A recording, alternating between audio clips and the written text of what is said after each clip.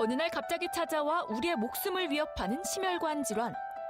우리 몸의 엔진인 심장이 이상 증상을 보인다면 그건 심장이 보내는 죽음의 신호나 다름없다. 암, 뇌혈관 질환과 함께 한국인 3대 사망 원인 중 하나인 심혈관 질환. 최근 들어 이 심혈관 질환으로 사망하는 환자 수가 10년 만에 47%나 증가했다. 심장이 멈추는 병 심부전, 협심증, 심근경색, 부정맥 등 다양한 심혈관 질환이 심부전을 일으킨다. 숨차고 헐떡헐떡대고 폐에 물이 차고 거기서 또 감기를 알아가지고 한 2달 동안 응급실에 있었어요. 걸어가다 보면은 또 얹힌 거, 체한 것처럼 이렇게 느껴지기 때문에 맨날 일반 병원에 가가지고 내나 마찬가지고 걸어가면은 숨이 차서 못 걸어가고 가슴이 답답해서요. 그 사실은 건강을 그렇게 못 자신 했는데 갑자기 당하니까 뭐 의식을 잃어버리니까 지금. 흡연과 과도한 음주, 비만, 당뇨, 고혈압, 갑상선 기능 이상 등 현대인의 질병이 심혈관 질환의 주 원인으로 꼽히고 있는데 현대인의 삶을 위협하는 무서운 질병, 어느 날 갑자기 찾아오는 죽음의 공포. 심혈관 질환, 지금 당신의 심장이 위험하다.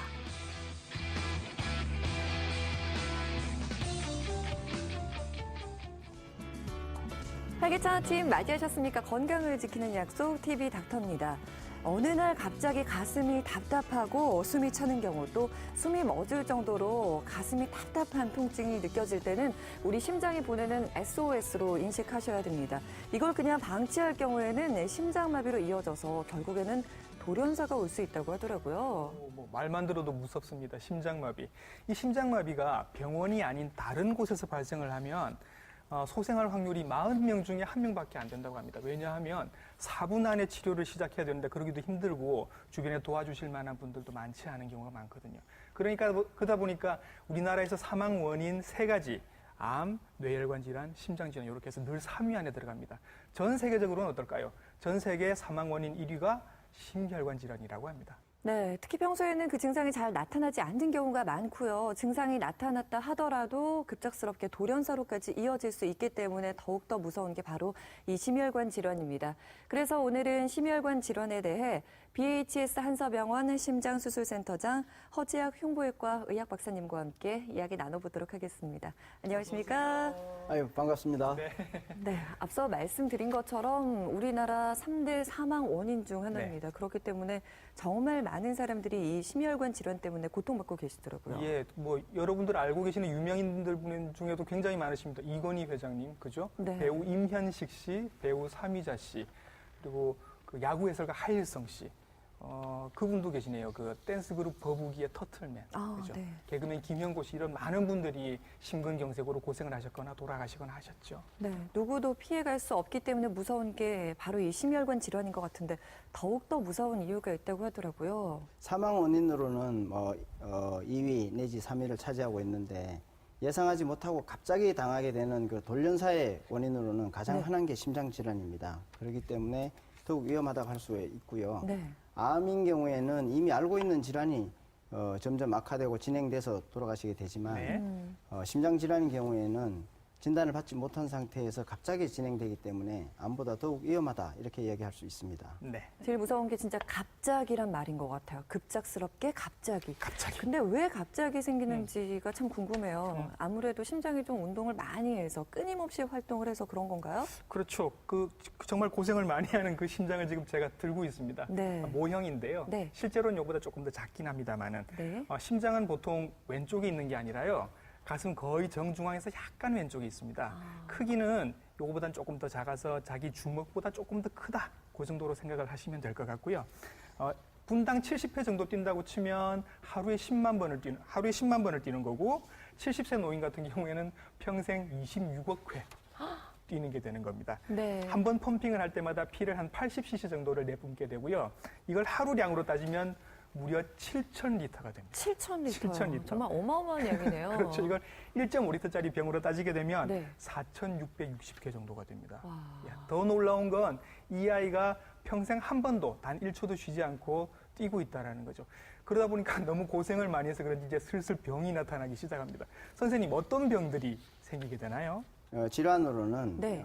심장 속에 있는 판막에 이상이 생기는 판막 질환, 네. 또 심장은 많은 근육으로 되어 있기 때문에 심장 근육 질환, 또 혈압을 만들고 있기 때문에 혈관이나 고혈압 이런 질환도 있을 수 있지만 심장 자체에 혈액을 공급해주는 심장 혈관, 우리가 관상동맥이라고 부르는 네. 이 혈관에 동맥경화가 생겨서 예. 문제를 일으키는 경우가 가장 중요하다고 할 수가 있습니다. 네. 이러한 관상동맥 질환은 관상동맥이 조금씩 좁아져서 네. 활동을 하거나 운동을 시작할 때 가슴이 쪼여들거나 답답해지는 협심증을 주로 들 수가 있고요. 네. 더 좁아져서 완전히 막히게 된다든지 또는 좁아진 혈관에 혈전이 생겨서 갑자기 막히게 되면 심근경색으로 쓰러지게 되는 심근경색을 유발할 수가 있습니다. 예. 그래서 이제 이런 심장 질환이 더 진행되게 되면 심장 예. 기능이 더욱 나빠지게 되고 예. 그래서 그런 경우를 우리가 이제 심부전이라고 이야기를 하는데 예. 국내에서 심부전 환자도 점점 늘고 있고 네. 이로 인한 사망자 수도 점점 늘어나고 있는 추세입니다. 예. 지금 심부전의 발생 원인으로 관상동맥 질환이라고 말씀을 해주셨거든요. 예. 그런데 그 대표적인 질환 중에 하나가 바로 협심증입니다. 협심증을 이제 경험하신 분들은 다들 아시겠지만 그 가슴을 조이는 듯한 그 압박이 있다고 네, 네. 하시잖아요.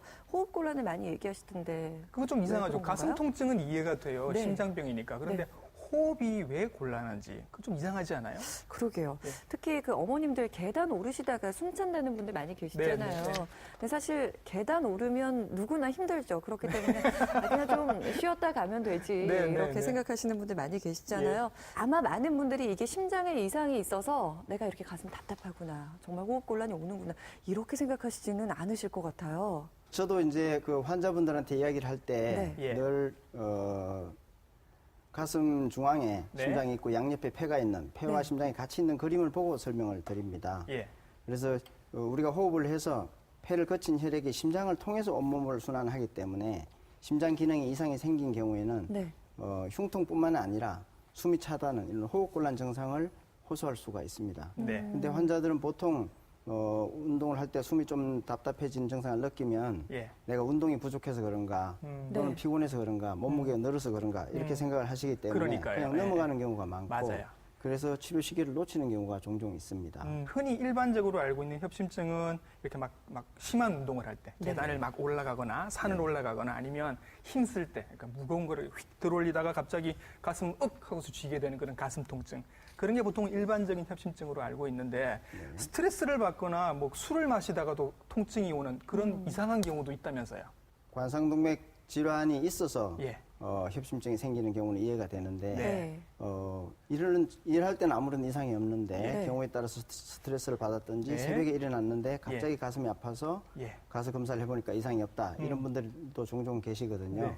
이러한 경우에는 이제 저희가 관상동맥의 동맥경화로 인한 협심증보다는 네. 약간 비전형적인 변이형 협심증이라고 부르고 변형 있고요. 협심증. 변형 협심증. 예, 예. 네, 이것은 아마 우리 몸의 자율신경에 어떤 이상이 생겨서 그렇지 예. 않은가 이렇게 생각을 하고 있고요. 예. 그렇기 네. 때문에 술, 담배를 많이 하시는 분들은 네. 더욱더 조심하셔야 될 것으로 어이구. 생각이 듭니다. 예. 뭐 그분들이야 술, 담배를 많이 하시기 때문에 내 건강에 어떤 무리가 올 수 있겠구나라는 마음가짐은 항상 갖고 계실 네, 것 네. 같아요. 예. 그런데 정말 바르게 사신 분들은 어떨지 궁금해요. 평소에 하하하. 운동도 굉장히 잘하시고 식사도 잘 챙겨 드시고 또 술도 안 드시는 분들 이런 분들은 전혀 걱정을 안 해도 안심해도 되는 될까요?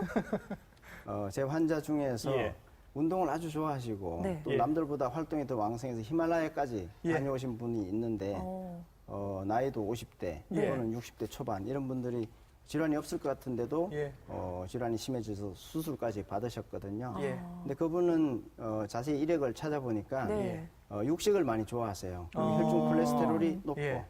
그래서 혈중에 콜레스테롤이 높다는 이 고콜레스테롤 혈증이 예. 네. 심혈관 질환의 아주 중요한 위험 인자이거든요. 예. 그래서 수술 받고 나서는 이분은 이제 식사 습관을 완전히 바꾸었습니다. 그래서 육식을 하던 거를 야채나 생선 위주로 바꾸었고요. 예.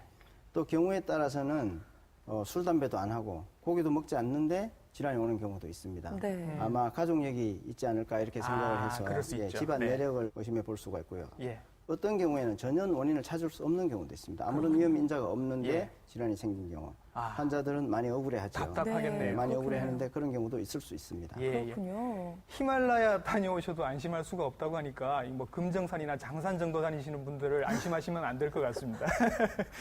더군다나 그 평소에 건강은 조금 자신을 하시는데 네. 건강 검진을 받아보면 콜레스테롤이 조금 높다 이러신 분들은 또 조금 더 신경을 쓰셔야 될 것 같고요. 네. 예. 그리고 또 심장 질환하면 가장 두려운 게 바로 이 심장 마비, 심부전이 아닐까 싶어요. 예. 그냥 갑자기 있다가 픽 쓰러지는 경우를 말하는 거죠. 픽 쓰러지는 거 이거 그 드라마 같은 데 보시면 이제 네. 갑자기 어느 캐릭터 하나가 죽습니다. 보통 이유가 둘 중에 하나죠. 교통사고거나 심정지거나 그렇잖아요. 그 근거 없는 게 아니네요. 예, 그러니까 이제 예고 없이 갑자기 죽는 돌연사의 경우에 정말 흔하다는 거죠, 심장병이. 이 돌연사의 흔한 원인으로는 이제 네. 물론 그 심실에서 시작되는 부정맥이 네. 있을 수 있겠습니다. 부정맥은 그 당시 응급처치를 잘 받고 병원에 가서 제세동기를 삽입하는 이런 시술을 받으면 치료를 할 수가 있겠고요. 네. 또 다른 원인으로는 오늘 우리가 이야기하고 있는 예. 이 관상동맥의 질환이 심해져서 심근경색으로 인한 심정지가 올 수 있습니다. 오, 예. 그래서 심근경색 환자들 중에 네. 약 절반 정도는 병원에 도착하지 못하고 사망하신다고 그럽니다. 그러니까요. 급성으로 왔을 때는 이 초기 사망률이 굉장히 높은가 봐요. 심근경색의 경우에는 초기 사망률이 30% 이상 된다고 그러니까요. 굉장히 네. 위험한 질환이죠. 그러면 응급처치가 정말로 중요하겠어요, 선생님. 심장마비가 왔을 때에는 네. 우리 몸에 혈액 공급이 되지 않는 것이기 때문에 네. 심폐소생술이 굉장히 중요합니다. 그렇죠. 네. 네. 우리 몸에 심장이 정지된 상태에서 5분 이상 지나게 되면 뇌손상이 시작이 되고 네. 10분이 경과하게 되면은 영구적인 손상을 입을 수 있다고 하니까요. 예, 예. 심장마비가 온 환자에게는 시간이 생명이라고 할 수가 있죠. 네. 네. 그래서 현장에서 바로 시행하는 심폐소생술이 그 환자의 생명을 구할 수 있습니다. 예. 갑자기라서 무서운데 거기에 심혈관 질환 환자 수가 요새 많이 급증하고 있다고 합니다. 특히 어르신에게서 많이 나타난다고 하는데요. 실제로 이 심혈관 질환으로 고생하시는 분들을 저희가 만나봤습니다. 화면으로 만나보고 이야기 자세히 나눠보도록 하겠습니다. 부산의 한 심혈관 센터. 얼마 전 갑작스럽게 급성 심근경색으로 의식을 잃고 쓰러진 송준환 씨는 이곳에서 수술을 받았다. 가슴이 답답해서. 평상시에는 건강을 그렇게 자신이 했는데 갑자기 당하니까 막 의식을 잃어버리니까 의식을 잃으셨어요? 예, 이렇습니다. 넘어지고 그래가지고 그 과정에서는 잘 모르겠고 그리고 이제 의식 깼을 때 이제 여기서 이제 수술 받다는 걸 나는 모르고 내가 의식 있다는 것은 나는 모르잖아요. 세 번 넘어졌다는 것만 알고 들었거든 사람한테. 약 먹고 뭐 2시간 정도 걷고 항상 괜찮았어요. 그런데 가슴이 이상하게 좀 답답도 안 하고 따갑다 하더라고요. 그래서 뭐 병원에 같이 가야 된다. 가슴이 그렇다 해서 나 급하게 시간을 급해가지고 3분을 곤두박질 치더만 막 오바이트 하고 이랬어요. 갑작스런 혈압 이상으로 집에서 쓰러져 버린 송준환 씨. 건강을 자신했던 그에게 돌연사를 부르는 급성 심근경색은 너무나도 갑작스럽기만 했다. 아내가 없었더라면 하마터면 큰일 날 뻔했던 상황. 통증이 심하고 토하고 해서 자기 혈압 재보니까 혈압이 60까지 떨어지고 이제 막 진땀 나고 그거보다 더 늦어지면 심장마비가 날 수도 있는 상태죠. 그리고 마침 그래도 빨리 가서 심근경색으로 진단받고 응급으로 중재 시술을 먼저 했습니다. 경색은 시간을 놓치면 아주 심하고 경우에 따라서는 심장마비로 또 심정지로 넘어갈 가능성도 있습니다. 심혈관 질환을 일으키는 요인으로는 비만과 당뇨, 고혈압, 갑상선 기능 이상 등이 꼽히고 있다. 나쁜 생활 습관들은 심혈관 질환을 더욱 악화시키는 요인이 되는데 과도한 음주는 심장 근육을 손상시키고 담배에 들어있는 니코틴은 혈압을 상승시키며 심장 박동을 빠르게 해 심혈관 질환으로의 진행을 부추긴다. 협심증으로 관상동맥 우회수를 실시한 강신원 어르신은 현재 폐렴으로 인공호흡기를 달고 있는 상황. 평소 많이 피우던 담배가 화근이었다. 왜 제일 많이 고생했어요? 몰라요? 모르지 뭐. 담배를 피워서 제일 많이 고생한 거야. 담배를 남들보다 담배를 많이 피우고 오래 피워가지고 담배를 너무 많이 피웠어. 그래서 오래 고생하신 거예요. 다른 분들은 다 일주일이면 퇴원하는데 지금 2주가 돼도 집에를 못 가시잖아요. 그러니까 그 담배를 호흡기 너무 때문에 오래 걸리고 상처도 잘 안 났고 앞으로 퇴원하시면 담배 꼭 끊으셔야 돼. 네? 지금도 끊었어. 지금도 끊었어요? 딴 사람 못 끊으래요. 앞으로 금연 전도사 되겠네. 금연 전도사. 담배 이제 절대 피시면 안 돼. 네? 피시면 안 되고. 평소 때 술, 담배를 너무 많이 해갖고요. 폐렴이 너무 빨리 왔는 거야. 그러니까 고생을 많이 했어요. 딴 사람은 하루 지내면 다 올라가는데 혼수선 내 수면을 하고 고생 많이 했어요. 우리 중에서는 제일 고생하신 분이. 최고 고생했어요. 연세도 좀 아니 그것도 네, 보니까 연세도 조금 하룻밤만 자면 있으신데 다 올라가고 폐 기능이 좀 안 좋고 그래서 호흡기를 수술하고 나서 첫날 호흡기를 뗐는데 하루 견디고 다시 호흡 부전에 빠져서 호흡기를 다시 했어요. 인공호흡기를 다시 하니까 또 2차적으로 폐렴이 오고 그런 상태에서 조금 오래 있었죠. 또 근래는 2주 전에 수술하기 2주 전에 꼭 담배를 끊도록 되어 있어요. 담배를. 이거 뭐 평생 피워온 담배를 어떻게 할 수가 없지만은 수술 직전까지 담배를 피면 이분같이 수술하고 나서 폐 회복이 굉장히 느리고 경우에 따라서는 폐렴 발생도 좀 높기 때문에 꼭 담배를 끊으셔야 됩니다. 심혈관 질환이 꼭 질병 때문에만 생기는 것은 아니다. 수명이 길어지면서 고령으로 인한 노화 역시 심혈관 질환으로의 위험인자로 꼽히고 있는데 50대까지는 남성에게서 더 높은 비율을 보이는 심혈관 질환.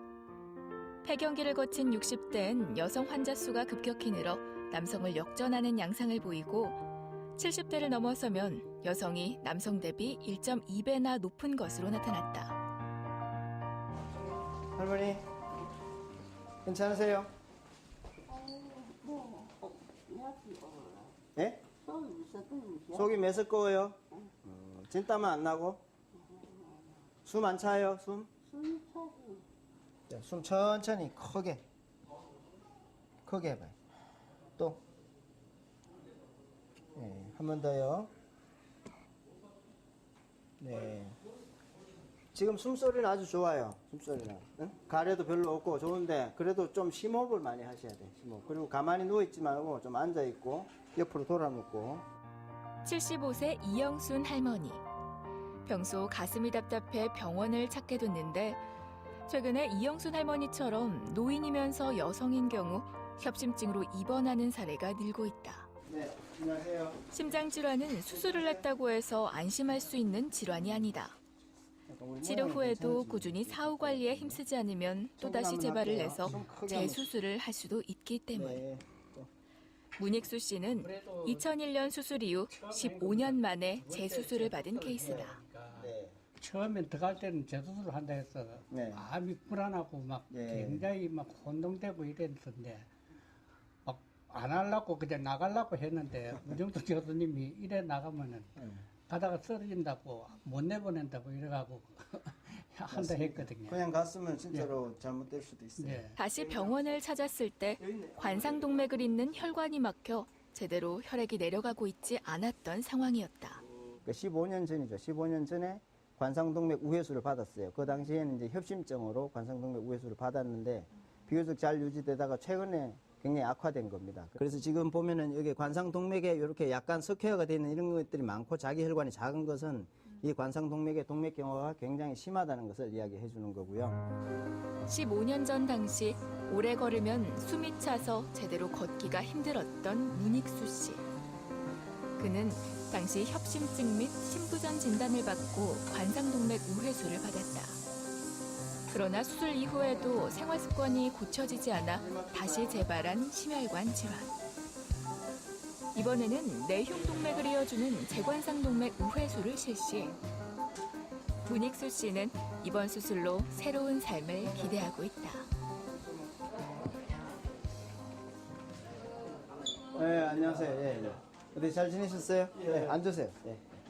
오르막 올라갈 때 가슴이 쪼여든다든지 아프거나 숨이 차거나. 예, 그런 건 전혀 없어요.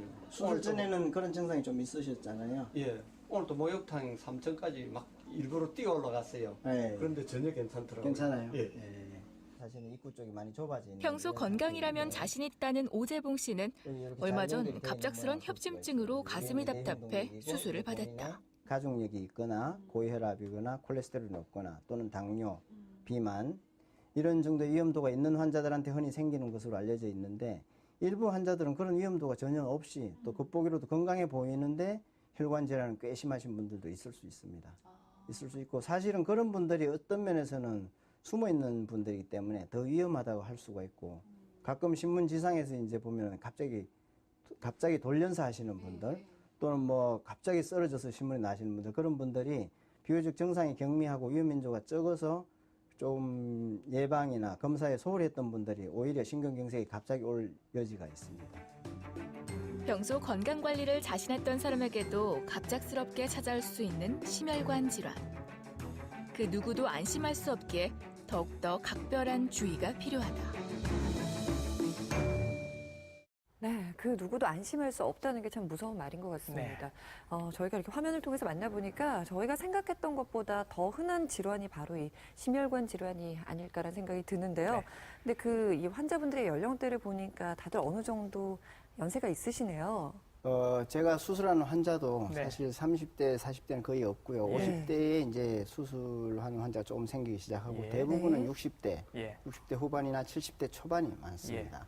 그래서 여기 그림에서도 보시면은 심평원 자료인데 50대에 이제 환자가 어느 정도 생기기 시작하고 60대 증가되고 70대는 더욱더 급격히 증가되고 있죠. 이렇게 노령 환자들이 늘어난 이유는 환자들이 평균 수명이 늘어나기 때문에 질환 자체가 늘어난 것일 수가 있고요. 왜냐하면 고령화 자체가 이제 동맥경화의 하나의 원인이기 때문에 또 하나는 이제 요즘은 영양 상태나 모든 환자들의 몸 상태가 더 좋아지고 건강 관리도 잘 하시고 경제적인 상태가 좋아지시기 때문에 나이 드신 분들도 병원을 찾게 되고 수술까지 받게 되시는 분도 있고요. 그래서 건수가 많아지는 거군요. 그렇죠. 그리고 또한 수술 방법이나 의학이 많이 발전했기 때문에 고령 환자들 수술하고도 잘 회복되시는 것 이러한 요소들이 많아져서 결국 고령화, 노령 환자가 많아지지 않았나 이렇게 생각합니다. 그리고 화면을 통해서 여러분 다시 한번 느끼셨을 겁니다. 흡연 정말 이렇게 좋지 않습니다. 그 아버님 같은 경우에는 평소에 술, 담배를 굉장히 즐겨한다고 말씀을 해주셨어요.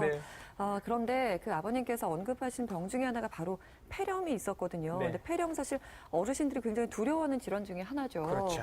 근데 이 심장 질환이랑 폐렴이랑 어떤 상관관계가 있는 건가요? 심장 수술하고 나서 보통 병원에서 환자들이 수술 권유받으면 굉장히 망설이시고 또 주위에서 안 좋은 이야기도 많이 들었기 때문에 수술을 꺼리시는데 여러 가지 합병증을 염려하기 때문이죠. 수술해야 된다는 건 누구나 아는데 근데 그 심장 수술하고 나서 생길 수 있는 합병증은 심장 자체의 합병증보다는 심장 외적인 합병증이 많습니다. 그래서 심장이 잘 회복되었는데 폐가 나빠졌다, 콩팥이 나빠졌다, 또는 염증이 생겼다 이런 합병증들이 있을 수 있는데 나이 드신 이 고령 환자들한테서 가장 염려가 되는 합병증이 사실은 호흡기계 합병증입니다.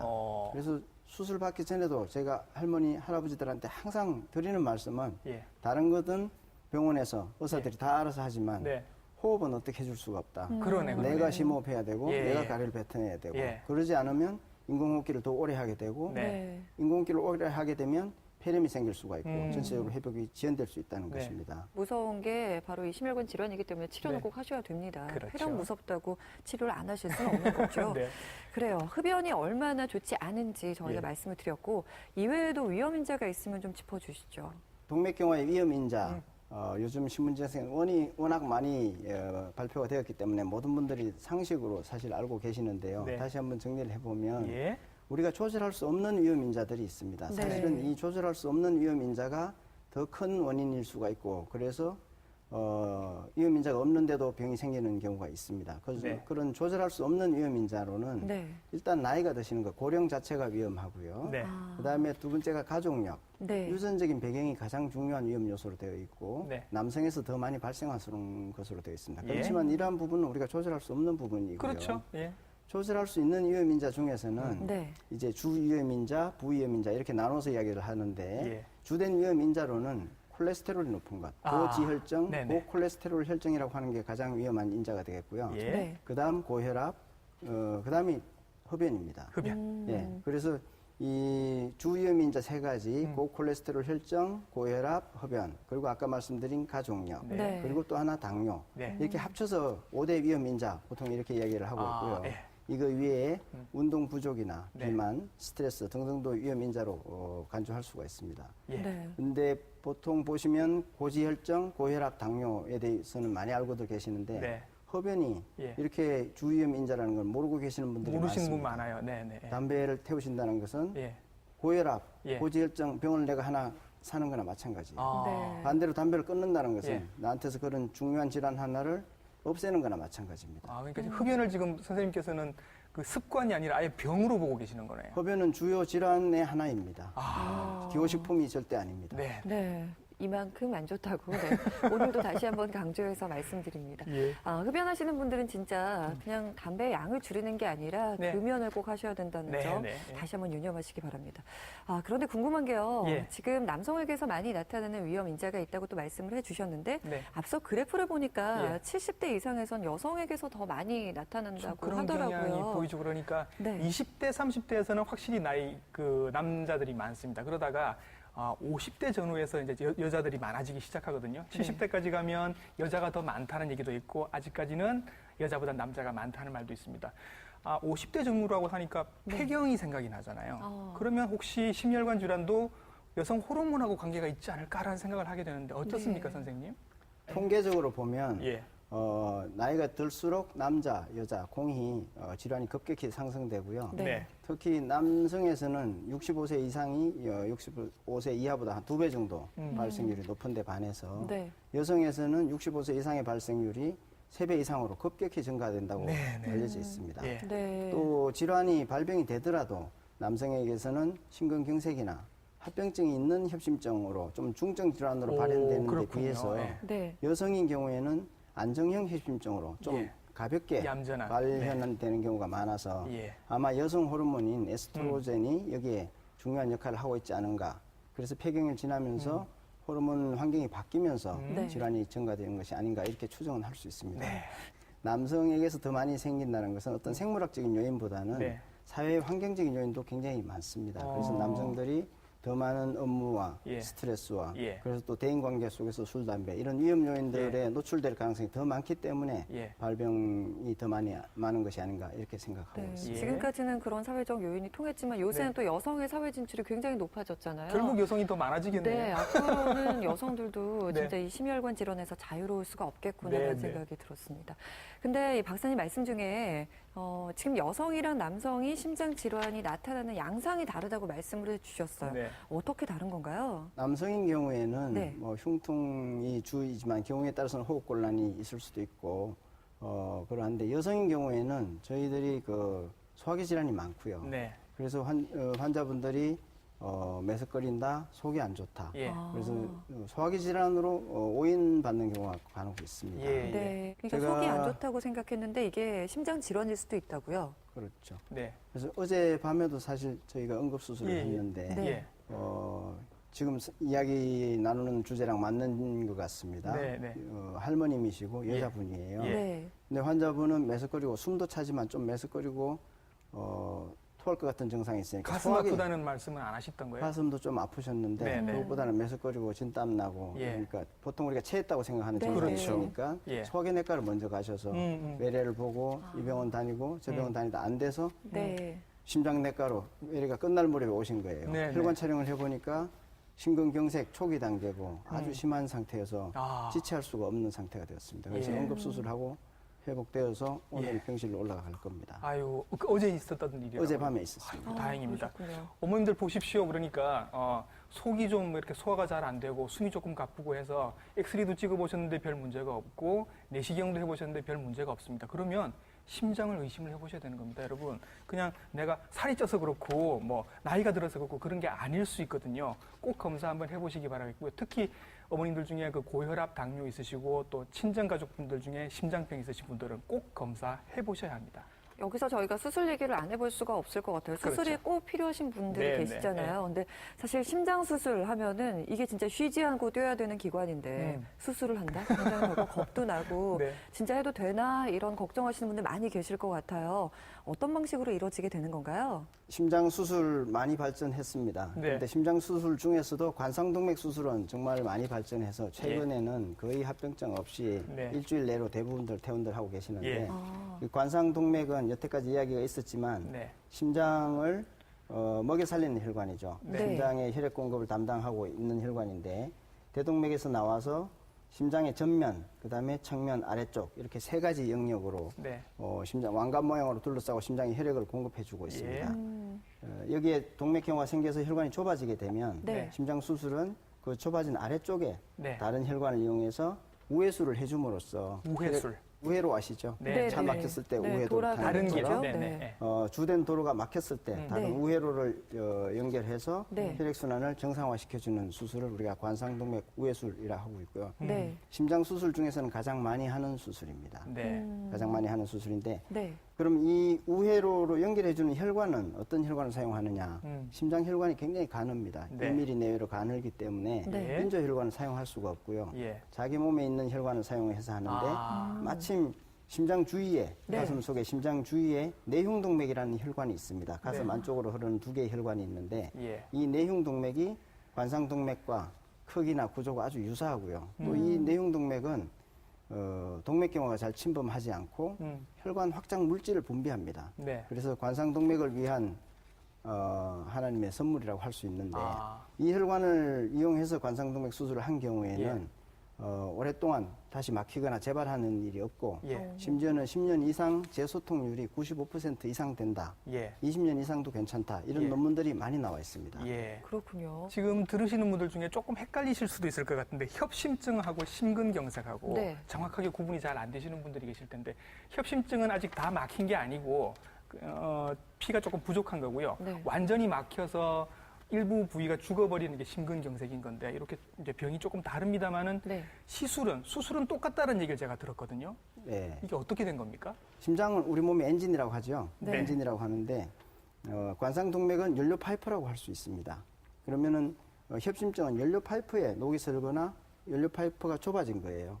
그렇기 때문에 연료 파이프를 교체하면 심장 기능은 정상으로 돌아오는 거죠. 네. 심근경색은 연료 파이프에 녹이 슬었는데 계속 진행을 해서 엔진이 손상된 경우입니다. 아. 그러니까 연료 파이프를 교체하거나 네. 거기를 수리를 해주어도 네. 심장 기능이 좋아지지 않고 네. 심장 기능이 떨어졌기 때문에 수술 후 회복도 굉장히 느리고 네. 회복이 되어도 심장 기능이 낮기 때문에 활동을 하면 여전히 숨이 찬 증상이 남을 수도 있고 네. 먹는 약도 굉장히 많아지게 됩니다. 네. 그래서 제가 말씀드리고 싶은 것은 네. 같은 계통의 질환이지만 네. 치료나 예후가 너무 다르기 때문에 네. 치료 시기가 가장 중요한 것이고 그러네요. 네. 그래서 환자분들의 그 증상만 믿고 나는 아직 괜찮다. 누구나 이 정도는 있을 수 있는 것 아닌가 이렇게 증상을 무시하지 마시고 심근경색이 진행되기 전에 네. 초기에 치료를 받는 것이 가장 중요하다 이렇게 말씀드릴 수 있습니다. 네, 예. 이렇게 초기에 치료를 받으려면 정기검진이 참 중요하겠다는 생각이 들어요. 그렇죠. 심혈관 질환 네, 네. 정기검진을 통해서 미리미리 좀 예방을 하셔야 될 것 같습니다. 네, 대한심장학회에서 네. 심혈관 질환을 예방하는 10가지 지침을 만들었습니다. 제가 하나하나 설명을 해드릴게요. 네. 아니나 다를까 1번은 금연입니다. 무조건 담배 끊으셔야 하고요. 네. 자, 두 번째는 적절한 체중과 허리 둘레 유지. 살 빼시란 얘기죠. 그리고 규칙적으로 운동하시고요. 채소, 과일 많이 드시고 안 드셔야 되는 거 이런 것들입니다. 염분, 단순당, 붉은 고기, 트랜스 지방. 저희가 늘 드시지 말라고 말씀드렸죠. 예, 그리고 드시면 좋은 거 등푸른 생선하고 견과류. 그리고 술은 하루 2잔 이내. 드시지 말란 얘기하고 똑같습니다. 자, 그다음에 충분히 주무시고 네. 가족과 친구들이랑 다정하게 잘 지내시고 스트레스 안 받게 관리를 하시고요. 그리고 자연과 가깝게 지내고 공해 물질 가급적 피해 다니시고 마지막으로 정기적으로 건강검진 받으시면 되겠습니다. 네, 심혈관 질환을 예방하는 10계명 저희가 말씀드렸습니다. 여러분이 너무 잘 알고 계시는데 사실 실천에 옮기기 좀 어려운 그렇죠. 것들이죠. 네. 우리에게 너무 익숙해져서요. 예. 그러면 이 방법을 저희가 추천해 드리겠습니다. 먹는 거 좀 알려드리면 이건 좀 실천하시지 않을까 싶어요. 예, 그러니까 좋은 식재료 제가 말씀드렸잖아요. 뭐는 드시면 좋다고. 그럼 이 식재료들로 어떤 요리를 만들면 좋을지 저희들이 알려드리겠습니다. 닥터의 밥상에서 함께 확인해 보시죠.